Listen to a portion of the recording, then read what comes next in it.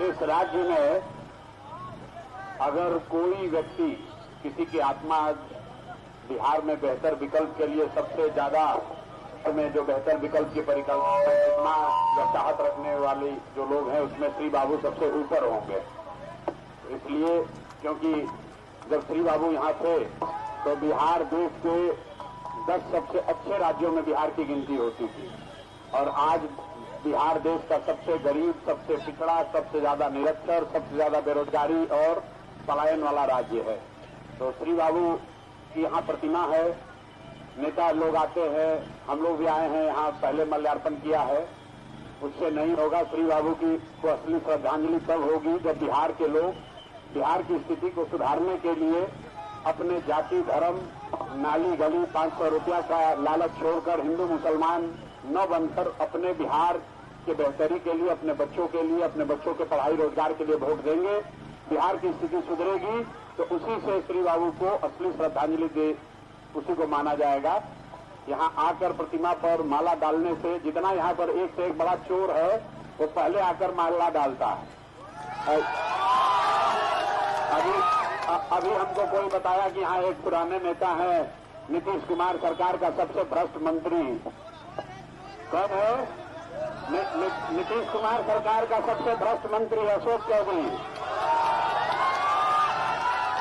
आपको हम डरते नहीं हैं, हमको सर्वदलीय नेता है ये। अशोक चौधरी सर्वदलीय नेता हैं, अपने हैं जदयू में, बाबूजी थे कांग्रेस में, बेटी है लोजपा में, समाज है भाजपा में और पीछे से आरजेडी में भी डील किया होगा। तो सर्वदलीय नेता है और 200 करोड़ रुपया का संपत्ति खरीदा। प्रेस कॉन्फ्रेंस किए तो हमको धमकी दिया कि हम मानहानि का मुकदमा कर देंगे।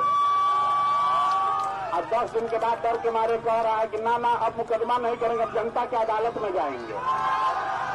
तो जनता की अदालत में भाई साहब आए हैं बरबीघा में और अभी हम घुसे हैं तो लोग कह रहा भैया बहुत पैसा बांट रहा है।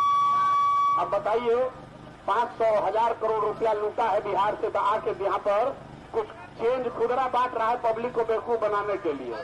तो सब भैया जो पैसा बांट रहा है, जिसको जिसको पैसा मिले पैसा पहले लेना है सबको, पैसा लेना है। हम ही लोग का लूटा हुआ है, जो कुछ तो कम से कम निकाले इसके खजाना से। नामी बेनामी बहुत पैसा बनाए हैं, तो इनसे पैसा लेना है। लेकिन जिस दिन वोट देने जाना है उस दिन इतना जोर से ठोकिए, इतना जोर से ठोकिए कि अब एगो फर्जी डिग्री लगा के प्रोफेसर बने हैं 60 साल की उम्र में। तब इनको हम लोग विधायकी से मुक्त कर दिया जाए कि अब कॉलेज में जाकर ही पढ़ाना शुरू करें। तो बेकार बिहार सरकार से सैलरी भी ले रहे हैं। बिहार का युवा बेरोजगार है, ये भाई साहब एमएलए भी है, मंत्री भी है और प्रोफेसर भी रहेंगे। यही कब परीक्षा दिए पता नहीं चला। 57 साल की उम्र में पटना यूनिवर्सिटी में प्रोफेसर हो गए। तब इनको एक काम से मुक्त कर दीजिए, आप लोग विधायकी से मुक्त कीजिए ताकि जाकर कम से कम पटना यूनिवर्सिटी में पढ़ाए।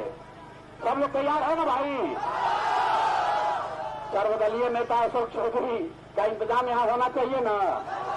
जोर से जरा बोलो भाई, होना चाहिए कि नहीं होना चाहिए? होना चाहिए कि नहीं होना चाहिए?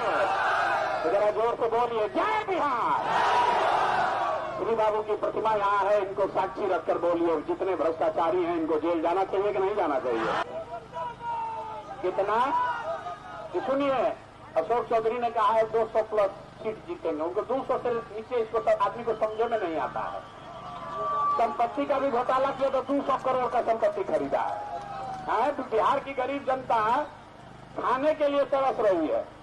10,000 के लिए बच्चा सब जाके बाहर मजदूरी कर रहा है। पटना अकेले में 200 करोड़ का संपत्ति खरीदा है। बताइए, अब कह रहा है 200 सीट जीतेंगे। बिहार की जनता इतना बुर्बक है?